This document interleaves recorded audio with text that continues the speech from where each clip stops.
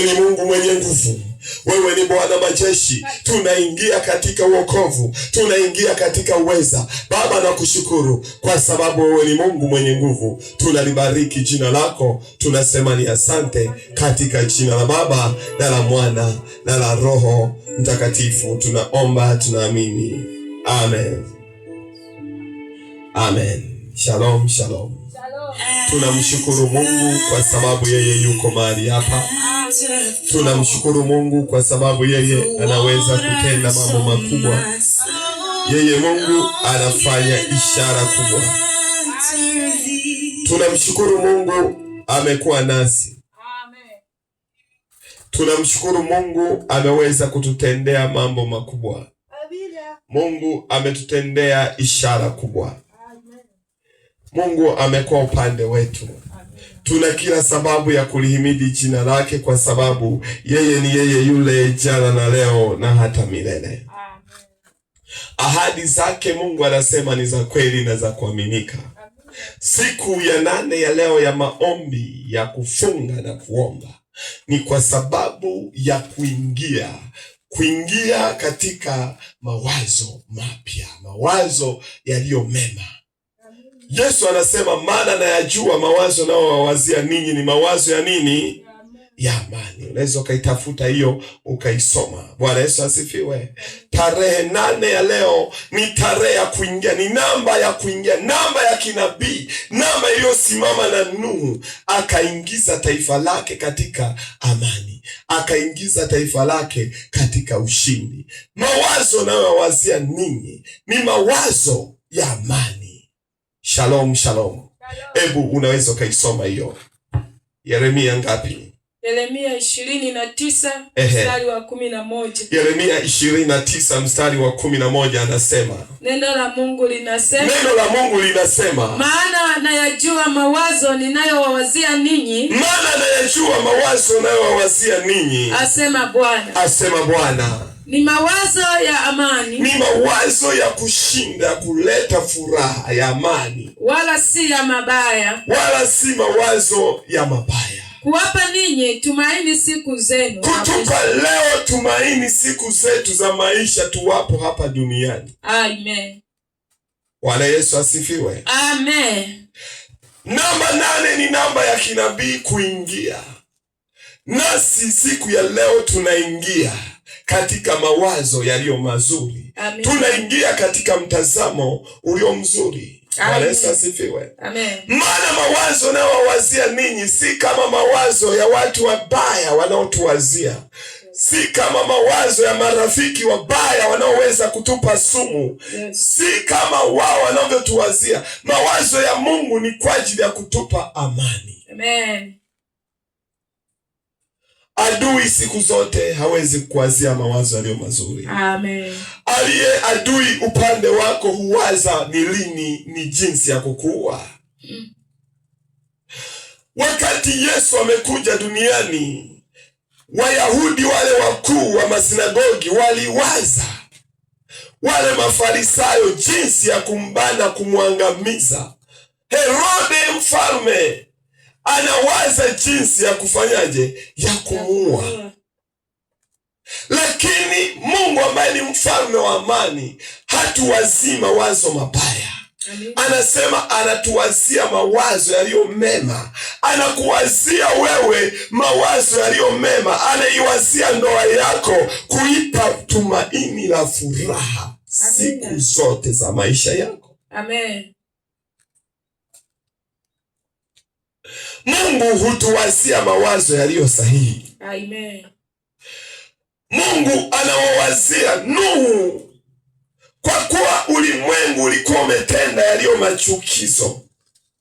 Mungu akaazimia kuuangamiza ulimwengu kwa kuugarikisha. Lakini kwa Nuhu akawawazia mawazo yaliyo nini? Yaliyo mema, yaliyo amani, kwa sababu anampendeza. Mungu anapenda watu wanaopendeza moyo wake. Amina. Maana nayajua mawazo nayowawazia ninyi, asema Bwana, si mawazo mabaya. Yes. Namba 8 ya leo, Mungu anatuwazia kutuingiza katika haki. Amen. Namba 8 ya leo, Mungu anakuwazia kukuinua. Amen. Usirudi nyuma, kwa sababu aliye upande wako ni mkuu kuliko yule. Yes. Aliye upande wako ni mkuu kuliko mkuu wa ulimwengu huu.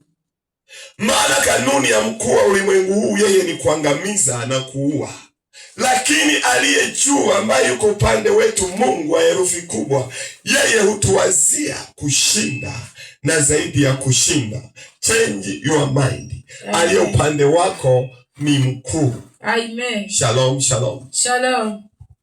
Anasema mawazo naowazia ninyi ni mawazo ya amani, ni mawazo ya nguvu, ni mawazo ya kutupa tumaini la kushinda.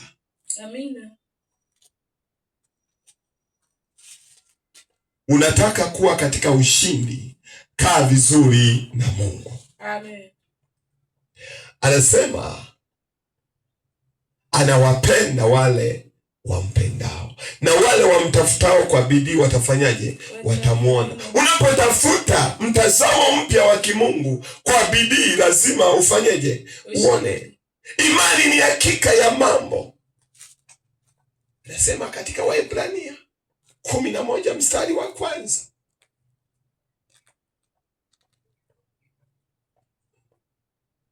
Unapoishi na mtazamo wa kimungu, lazima uone zaidi ya vile ambavyo mwanadamu angeweza kuona.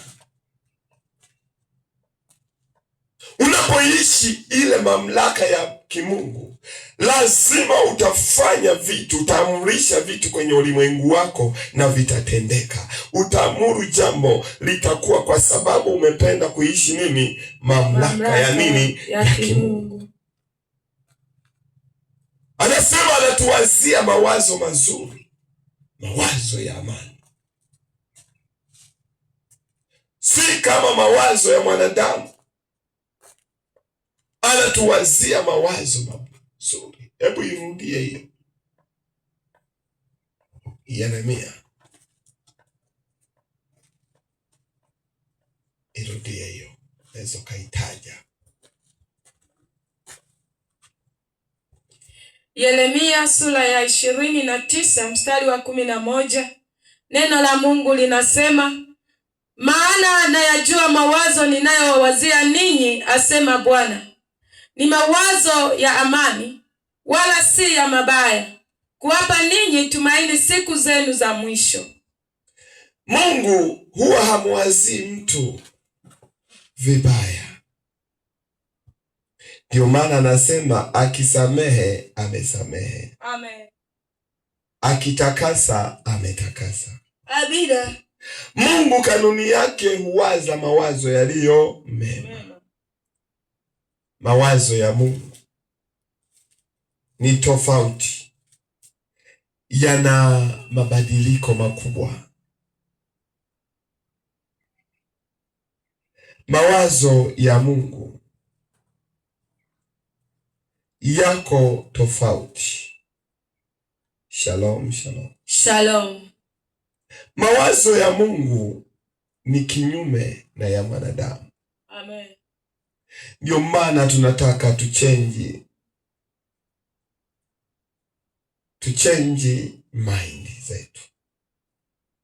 Badala ya kuwaza kiuovuovu, tuanze kuwaza mawazo ya nani? Ya Mungu. Mawazo na wawazia nini? Ni mawazo. Lazima utoke katika hilo, uanze kuwaza kimungu mungu, sawasawa na Yeremia 29:10 na ngapi? 11. Anza kuwaza vitu vingine. Bwana Yesu asifiwe.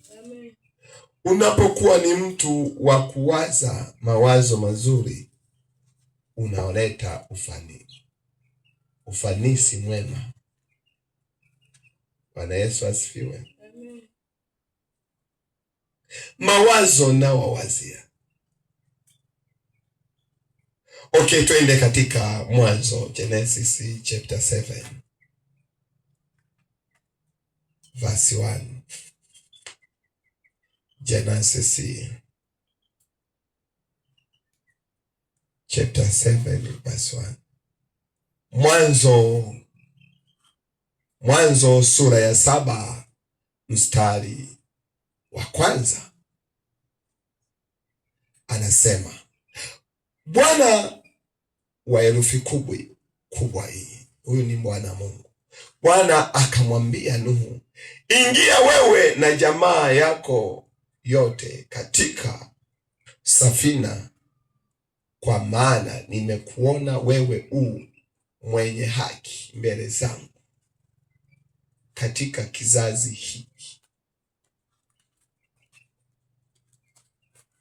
Wanaoingia katika mafanikio ya kimungu ni wale walio na haki mbele za nani? Za Mungu. Nuhu alibadilisha mtazamo, akawacha ule mtazamo wa wale watu walioasi na kusababisha. Namba 8 ya leo ni namba ya kuingia katika mtazamo ulio sahihi. Kisa cha Nuhu kuingia katika safina ni kwa sababu alikuwa mwenye haki mbele za nani? Za Mungu. Shalom, shalom. Shalom. Shalom, shalom. Shalom. Kuingia kulisababisha ni haki. Nawe kuingia katika amani, kuingia katika furaha, kutatokana na mtazamo wako kubadilisha kutoka kwenye utindio wa ubongo, kutoka katika kufanya mtazamo wa kufanya mabaya, kutoka katika kufanya mtazamo wa uasherati, ukavaa mtazamo yale mawazo huwa anayoyawaza Mungu, ukayavaa.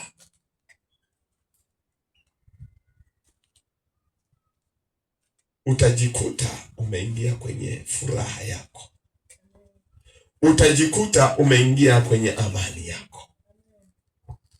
Mtazamo